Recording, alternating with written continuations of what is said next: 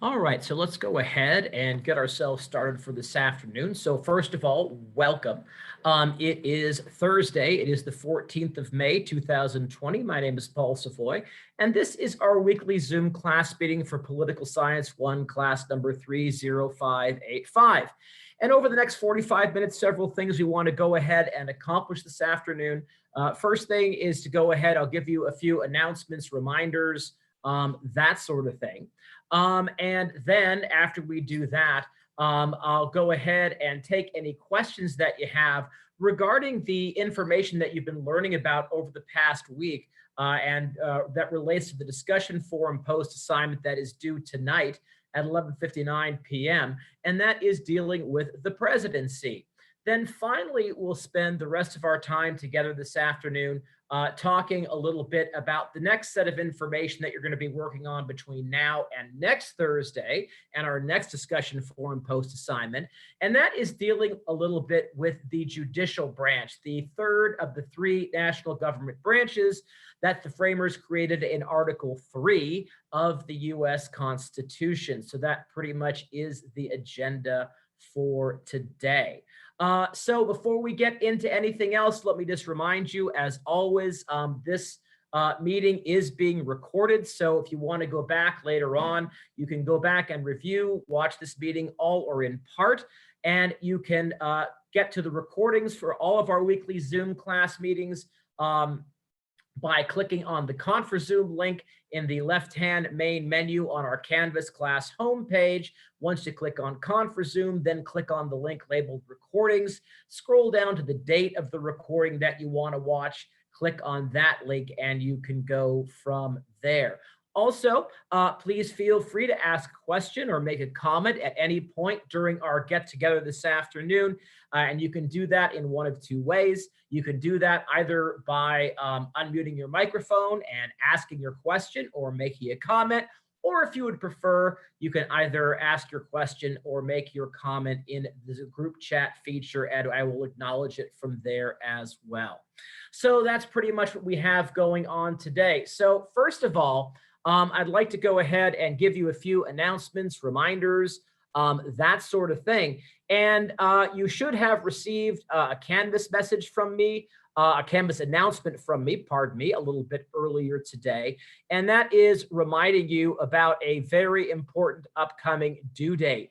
And that is the due date for our Students' Choice Project. So the Students' Choice Project for this class is due 2 weeks from today. That is Thursday, May 28th at 11:59 p.m.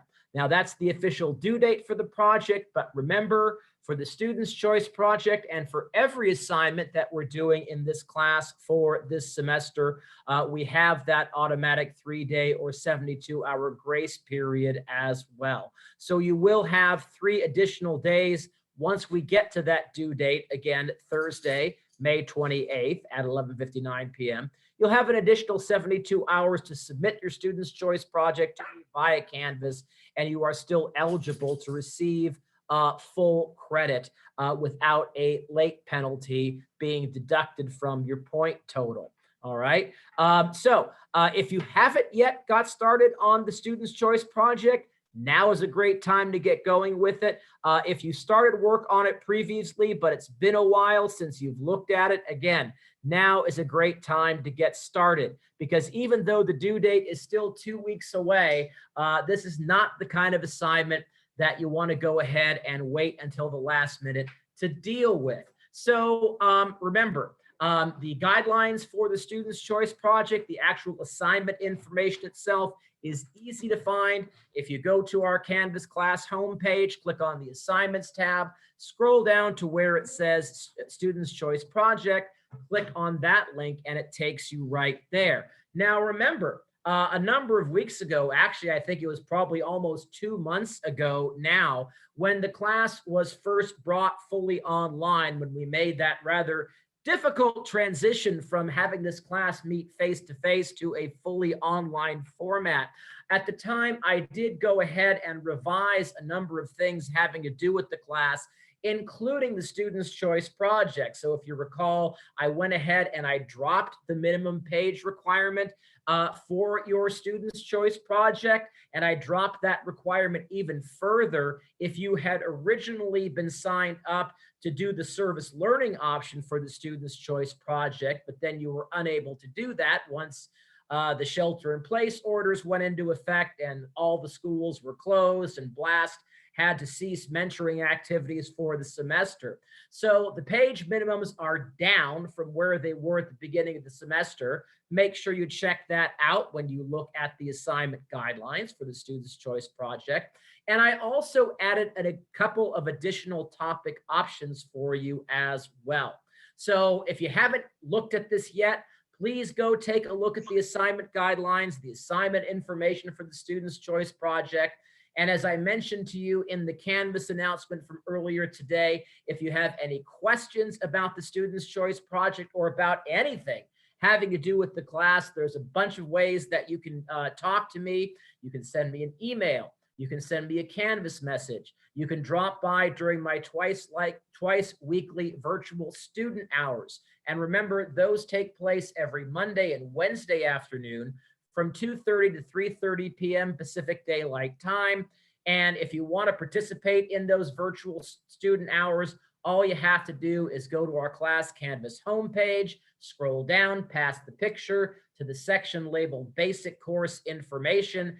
There you will find both the Zoom link for my virtual student hours and the password that you will have to plug in if you want to access those virtual student hours. Now, if you want to talk to me face-to-face via Zoom, but the virtual student hours don't work for your schedule, please send me an email or a Canvas message and give me a few options as to potential days and times when you would be available, and I can send you a Zoom link for a custom day and time, a custom appointment where we can get together and talk about the project or talk about whatever you need to talk about. So that's the reminder.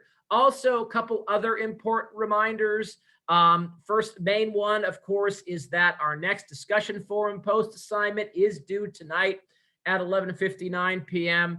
Plus the 3-day or 72-hour grace period dealing with the presidency. And I will deal with any questions that you have about the material that we've learned about on the presidency in just a couple of minutes.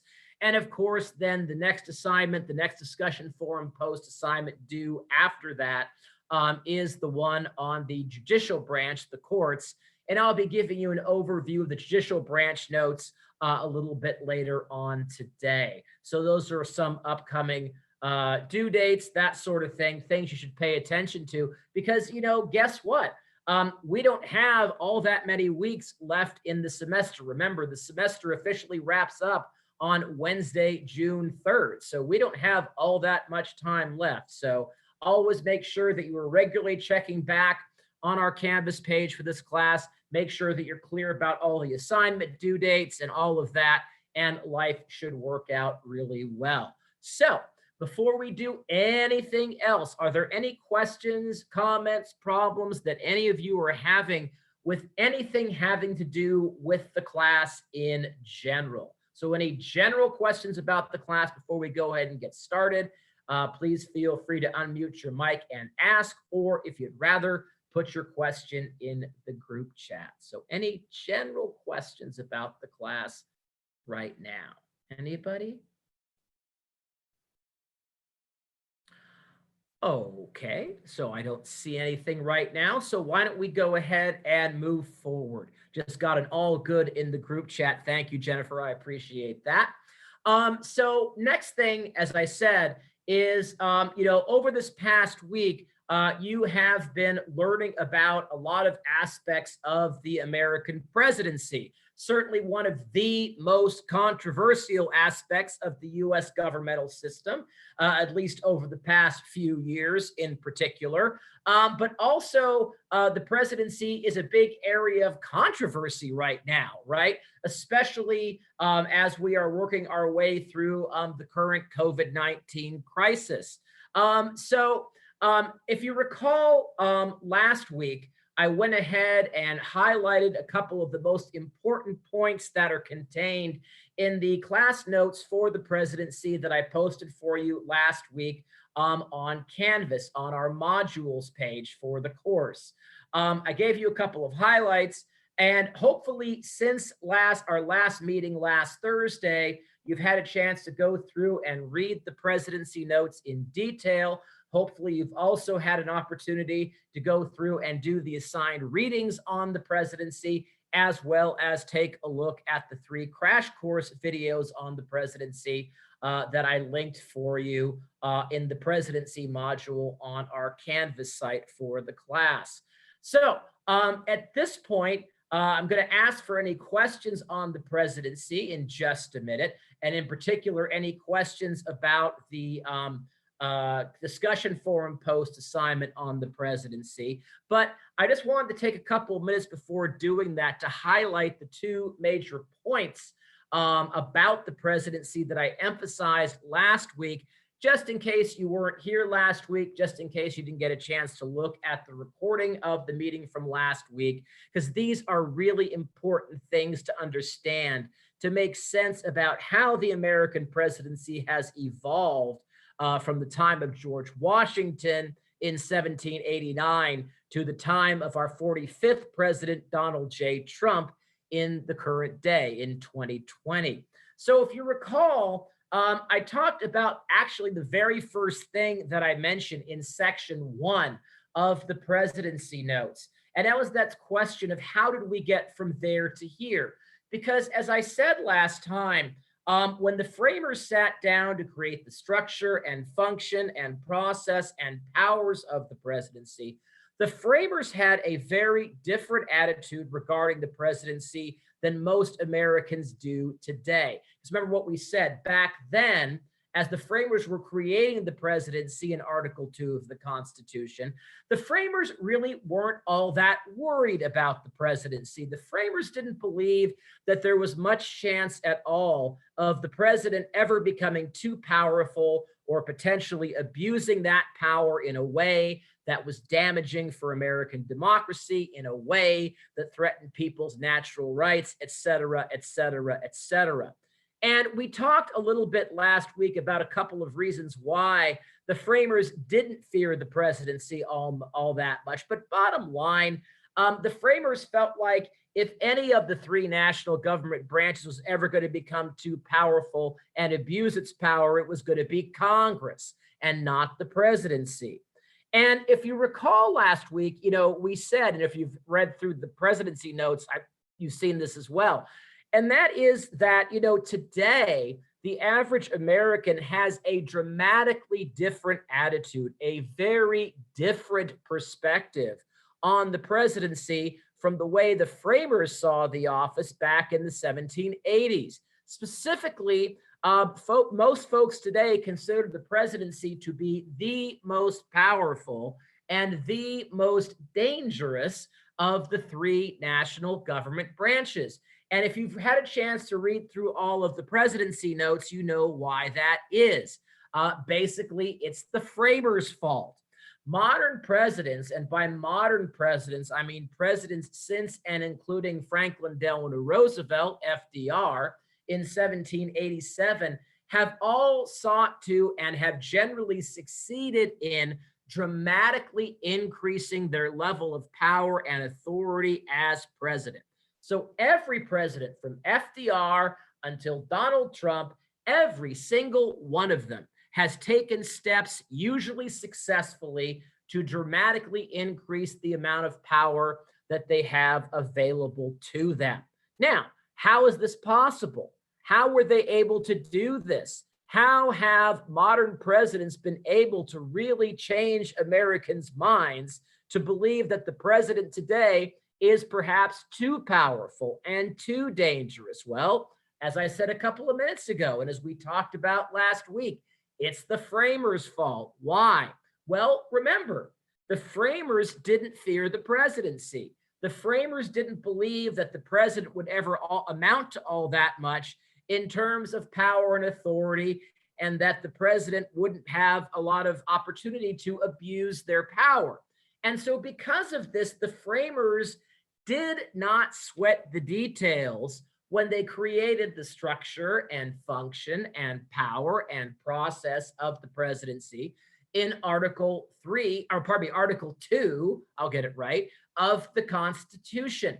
The framers did not sweat the details in creating Article 2 dealing with the president in the same way that they sweated the details when creating the powers of Congress in Article 1 of the Constitution. So what I mean by that is if you actually take a look at Article 2 of the Constitution, which describes the structure and function of the presidency, Article 2 is really quite brief, and it's also quite vague. The 5 basic roles or powers of the presidency are discussed, but they are not discussed in great detail at all. A lot of the language defining the presidency is really rather unclear, is really quite vague. And that explains how we got from there to here. Why?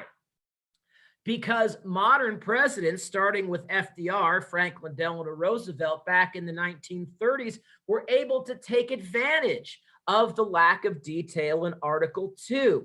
And if you read through all of the presidency notes that I was talking about last week, within those notes, especially in the last section of the presidency notes, where I go through and talk in some detail about each of the 5 basic functions of the presidency, within that last section of the presidency notes, I gave you 2 major examples of presidential powers that modern presidents, starting with FDR, essentially invented for themselves.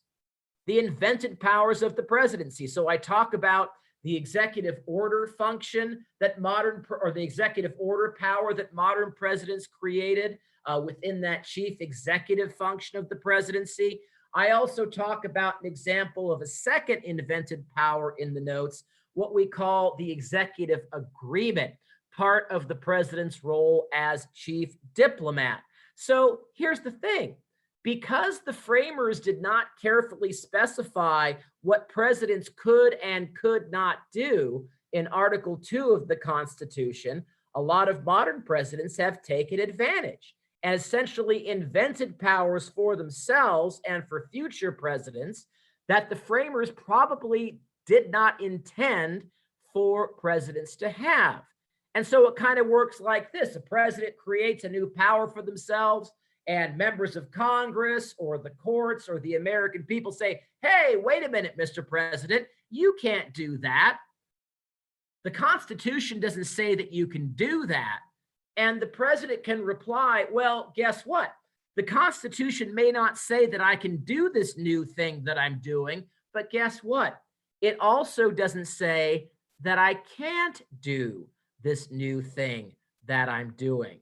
Now, presidents don't always get away with doing this. Presidents don't always get away with inventing new powers for themselves. Sometimes the courts will step in, and we'll talk more about how the courts step in situations like that in a few minutes.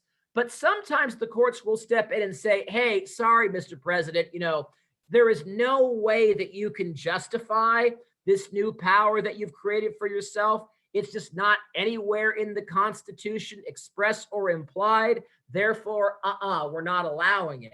But most of the time, when presidents over the past, 80 to 90 years have essentially exploited that lack of detail in Article 2 and created new powers for themselves, guess what? They've gotten away with doing it. Pretty slick, right?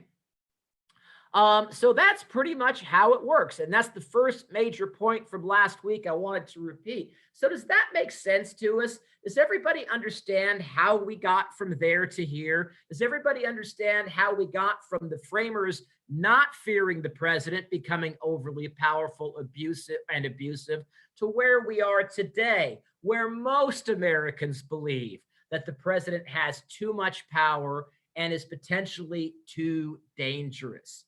Any questions, comments, problems with that? Is that making sense to us? I have one thumbs up from Jennifer. So we're good with that?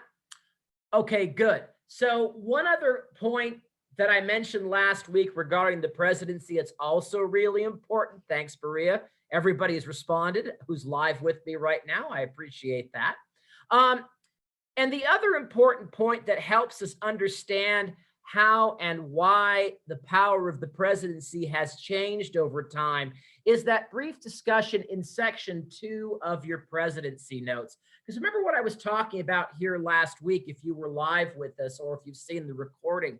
And it's also talked about briefly in section 2 of the class notes on the presidency. At this point in our history under the Constitution, we have had 45 presidents, ranging from our first president, George Washington, who was first elected in 1789, to our current president, the 45th president, Donald Trump, who was elected in the year 2016. So we've had 45 presidents in our history under the U.S. Constitution. And as I mentioned last week, and as I talked briefly about in the notes in section 2, historians, political scientists, journalists, and other folks who are interested in the presidency, all these folks over time have come up with all of these lists, right? Ranking American presidents from best to worst, worst to best, that sort of thing, kind of something like you would see on BuzzFeed, right? The top 10 American presidents. Well, if there are all of these comparative rankings or lists, who are the best presidents, who are the worst presidents in U.S. history, that brings up a really interesting question. How do we know? What basis do we use? What sort of evaluation system do we use to determine which presidents are better than others? Because, guess what? If you look at all these rankings, there are a few presidents in our history, and 3 immediately spring to mind: George Washington, Franklin Delano Roosevelt, and Abraham Lincoln. Kind of got them out of historical order. It should have been Washington, Lincoln, and Roosevelt, but it's Thursday afternoon. What can I tell you? Those are the 3 presidents that most folks and most of these lists and rankings tend to say these were the best presidents in our history. So we've had a handful of really excellent, very successful, very effective presidents. And then a lot of our presidents, most of our presidents are kind of, in the middle of the pack, not wonderful, not horrible. They're okay. They pass with a push, right? That sort of thing. And then there are a few presidents in our history that most folk consider to be really rather bad, ineffective presidents. One recent example comes to mind is Richard Nixon, who was president between 1968 and 1974 before he was forced to resign from the presidency in 1974, 2 years before the end of his second term, because of his involvement in a really bad government abuse of power scandal called Watergate. But here's the question. Why is it that some presidents in our history have been way more successful and so much more effective in doing their jobs than others? Well, guess what? As I talked about last week, and as I talk about briefly in the notes in section 2, there are lots of different factors, lots of different variables that help us understand why it is that some presidents in our history are more successful and effective than others. So there is no one single factor that can help us understand these differences, right?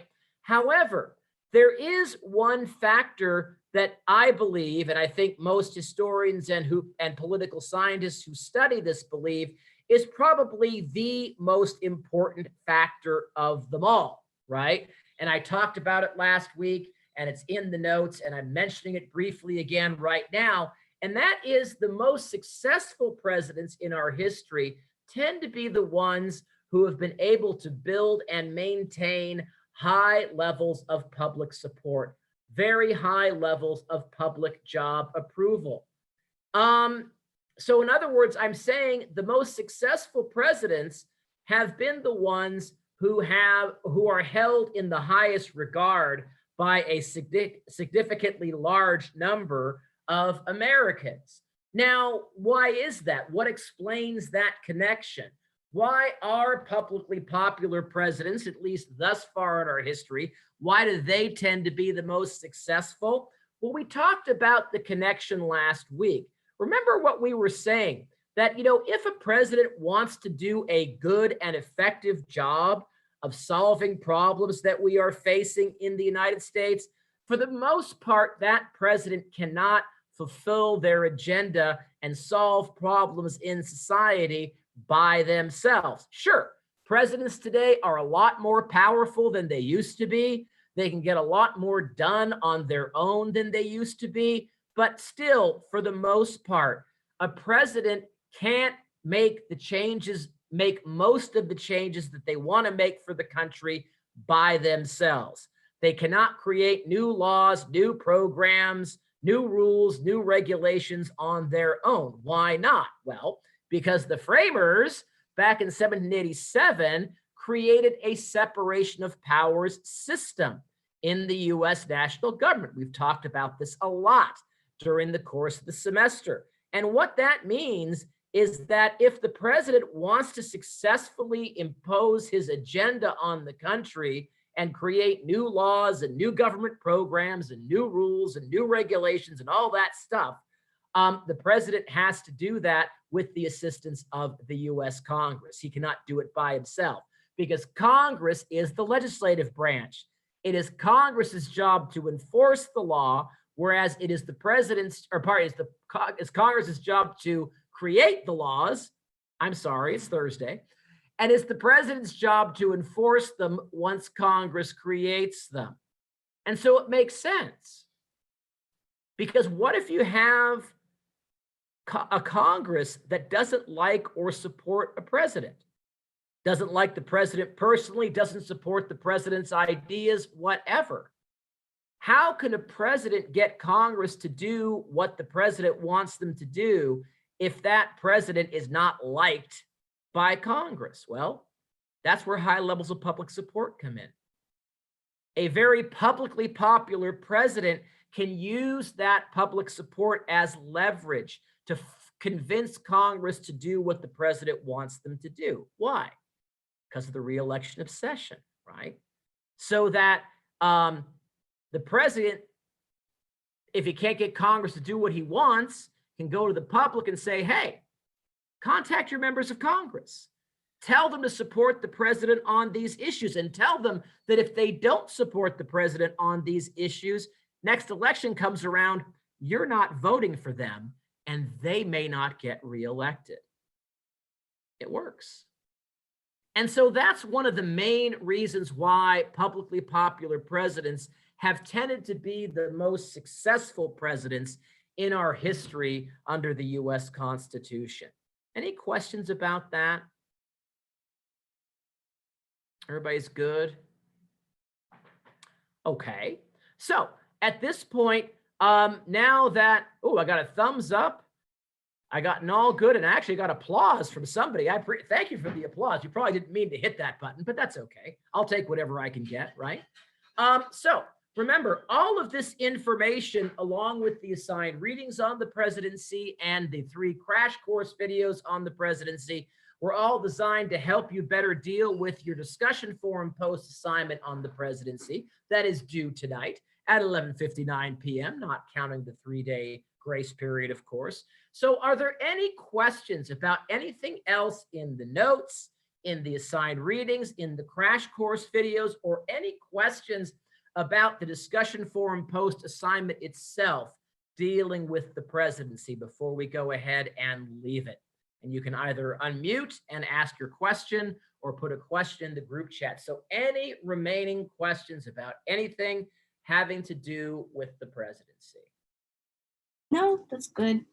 Oh, great. Thank you. I appreciate that. Okay. So in the last 15 minutes or so that we have left, let me go ahead and give you a couple of highlights of the class notes for the next section of information that you're going to be learning about between now and next Thursday. Because remember, next Thursday, the discussion forum post assignment that's due is dealing with the federal court system, the judicial branch, the third branch of the national government that the framers created, not surprisingly, in Article 3 of the Constitution. Now, I posted the judiciary branch notes for you on the modules page on Canvas yesterday afternoon, and put up the videos and put up the discussion forum post assignment and all that stuff. So if you have a chance, if you can, you might want to open up the judiciary notes from Canvas if you haven't done so already. And the first thing that you are likely to notice when you take a look at those judiciary notes from Canvas is that they are much shorter. They are much more brief than either the notes that you were dealing with this week on the presidency or the class notes that you were dealing with the previous week on Congress. You're probably thinking, thank goodness. Well, guess what? The judiciary notes are more brief. They're shorter than those for Congress and the courts for a reason. I'm being consistent with what the framers did. Because guess what? When the framers sat down to create the structure and function and powers and process of the judicial branch in Article 3 of the Constitution back in 1787, they didn't spend much time at all in writing Article 3. Article 3 is by far the most brief and the most vague of the first three parts of the Constitution. So the framers said the most about Congress in Article 1. They said considerably less about the president in Article 2, and then they said barely anything about the courts in Article 3. Article 3 is so short and so vague that some constitutional historians have only half-jokingly suggested that the framers quickly whipped out Article 3 one night while they were enjoying happy hour in one of their favorite pubs in downtown Philadelphia. Now, why did they say that? Well, because Article 3 is so brief that theoretically it could have been written on the back of a cocktail napkin. That's how short it is. Now, that probably didn't happen. So, don't go running off to your history professor saying, hey, guess what Savoy said, right? The framers wrote Article 3 on the back of a cocktail napkin. That probably didn't happen, but it's fun to think it did, potentially. But it does very nicely illustrate just how brief and vague Article 3 is. Now, why is that? Why is Article 3 so brief and vague? Well, I talk about a couple of reasons for that in Section 1 of your judiciary notes, and there are two main things going on. One reason why Article 3 says barely anything about the courts, the federal court system, is because it's simply because the framers weren't worried about the courts ever becoming too powerful or ever abusing their power.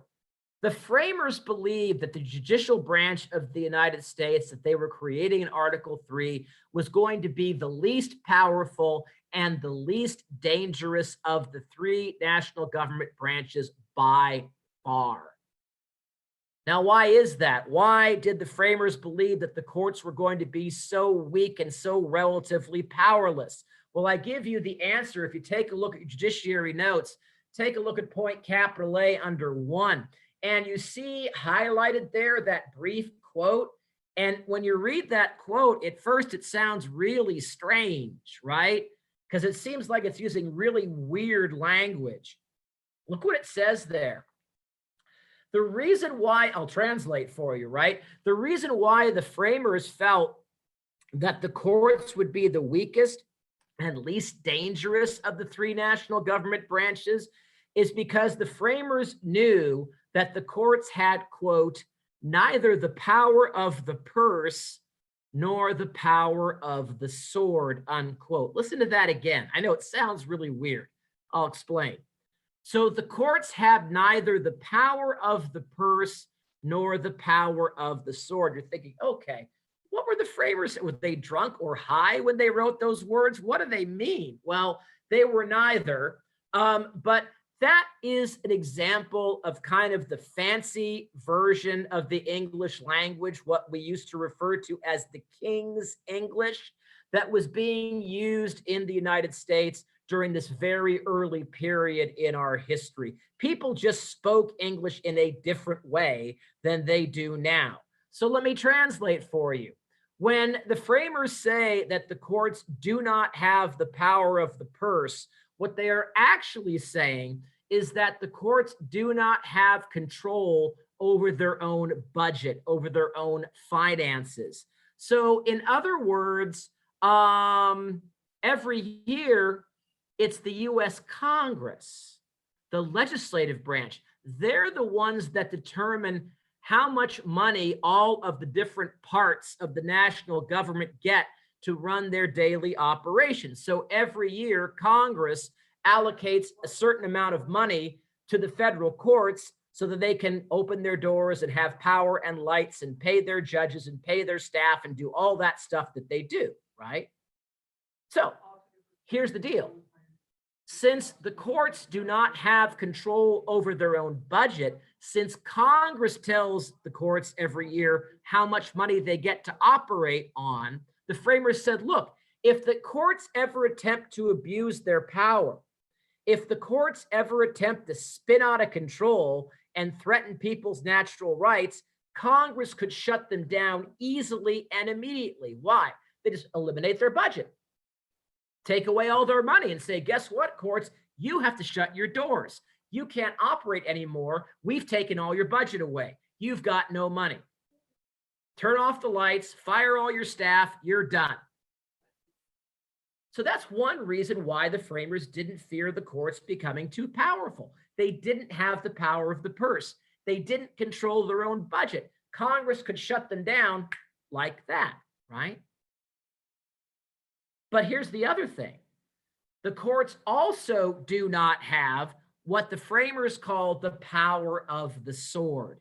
And again, that is fancy 18th century language to say this, that the courts then and now do not have the power, do not have the ability to make their own decision or to enforce their own decisions once they make them. So if a court renders the decision in a particular case, let's say the US Supreme Court issues a ruling in a case, the US Supreme Court itself cannot force anybody to obey the court's decision. Instead, as we know, because of separation of powers, it is the job of the executive branch led by the president to enforce all federal court decisions. And so the framers said, look, here's another reason why. The courts will never become too powerful. They will never abuse their authority. Why? Because if the courts start announcing, start making these crazy decisions and start taking away people's freedoms or whatever, the president can step in and stop the whole process. The president can say, well, guess what, courts? You can make whatever crazy decisions you want to make, but I don't have to enforce them. And guess what? I'm not going to enforce them. So you're stuck. You're done. You're finished. See how that works? Because the courts don't control their own budget and because the courts can't enforce their own decisions, these are two major reasons why the framers didn't fear the courts spinning out of control and becoming too powerful. And because they didn't fear the courts spinning out of control, they saw no need to put a lot of detail about what the courts could and could not do in Article 3. Does that make sense? Questions about this, comments, reactions? Again, unmute your mic, put something in the group chat. Are we all good with this to this point? Even on a Thursday afternoon? Yeah. Okay. So, guess what? There's one other reason, though, why the framers just didn't bother to put much detail into Article 3. They thought they'd be reinventing the wheel. Because if you look at point capital B under 1, section 1 in your judiciary notes, the framers came into this assuming that the U.S. federal court system would essentially be a copy, would essentially in most ways be a duplicate of the British court system. And so, if that was their assumption, why reinvent the wheel? Why create all these details and policies and structures and processes and all that stuff in Article 3 if the court's just going to be a copy of the British judicial model? Now, you might wonder, why were the framers so willing to do this? Why were the framers willing to assume that our court system would be patterned very closely after the British model? Because remember, the framers didn't trust the British government much, right? They didn't trust the British king. They didn't trust the British parliament, but guess what? They did trust the British courts. They felt the British court system was the only part of the British government that treated the Americans fairly and consistently back when we were still colonists, back before the Revolution. So because the framers trusted the British courts, they said, great, let's just copy their system. And the US court system will be the same and it'll be fine. We can trust them too. So why reinvent the wheel? Why put a lot of detail into Article 3? But here's the thing, and here's the last point that I want to highlight with you in the last few minutes that we have left. Remember when we were talking about the presidency, and we said because the framers didn't sweat the details with the presidency in Article 2, modern presidents took advantage of that lack of detail and invented new powers for themselves. Remember that? Well, guess what? The U.S. Supreme Court, the highest court in the United States, did the same thing with Article 3. Because Article 3 is so brief and so vague, the U.S. Supreme Court, very early on in its history, in a very famous Supreme Court case that I talk about in the notes, point capital E of Section 1, called Marbury versus Madison. In that case, the U.S. Supreme Court invented this massive power for itself that impacts all of us in our daily lives every day. And the framers probably did not intend for the courts to be able to do this, but they didn't talk about it in Article 3. They didn't say the courts could do it, but they also didn't say the courts couldn't. This power is called judicial review. And when you take a look at point E in Section 1, you'll see that judicial review has two parts.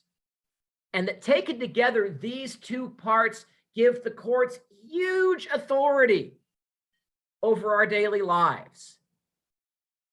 The first part of judicial review, it is up to the courts.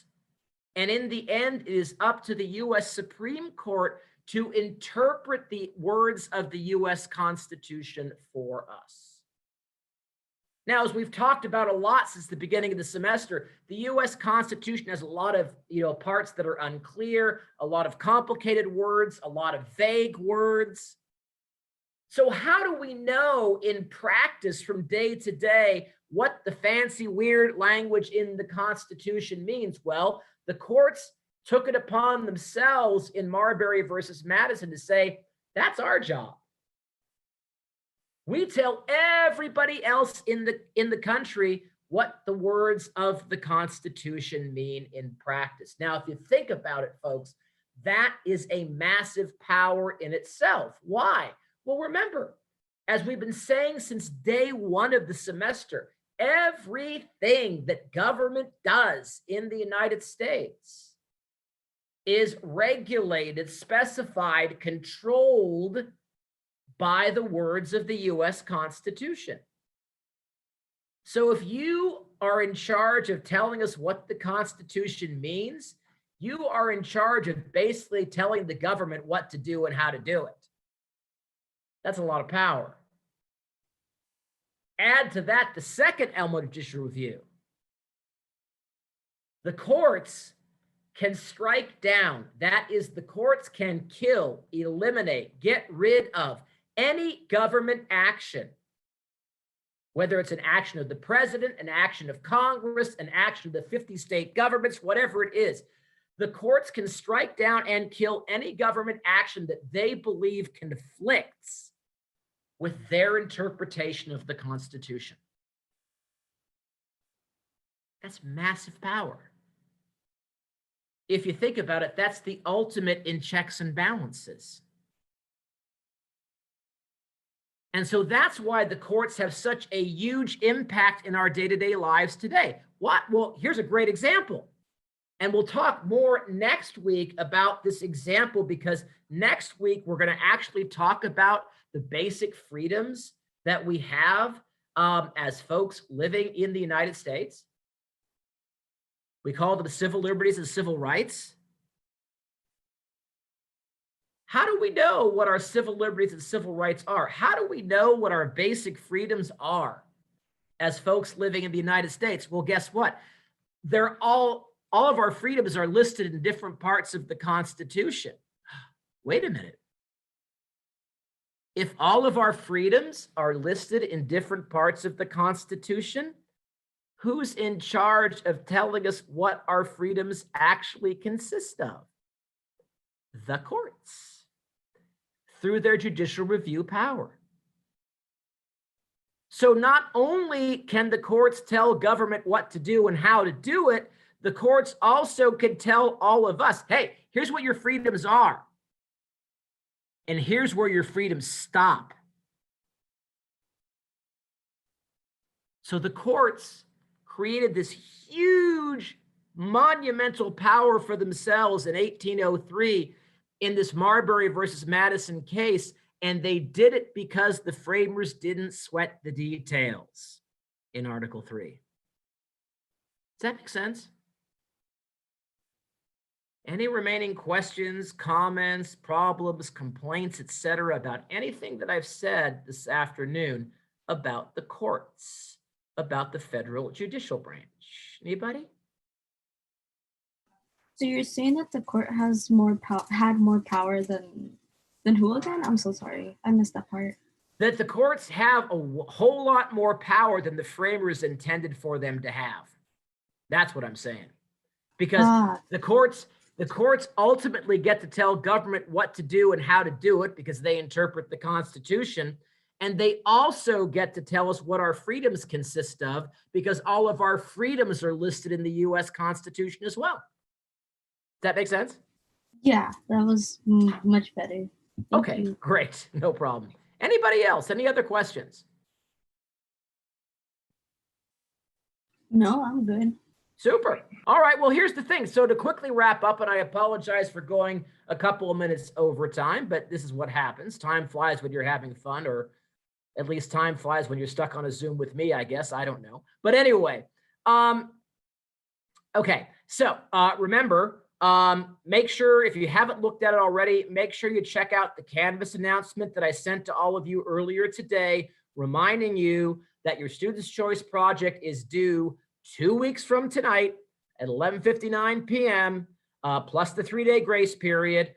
And again, if you have any questions about that Student's Choice project assignment, please feel free. Send me a Canvas message, send me an email, drop in during my twice weekly virtual student hours. Do whatever you need to do to reach out to me and get your questions answered. So that's due in 2 weeks. This week, of course, tonight, 11:59 p.m. plus the grace period, your discussion forum post on the presidency is due. And then 1 week from today, That is the 21st of May, next Thursday.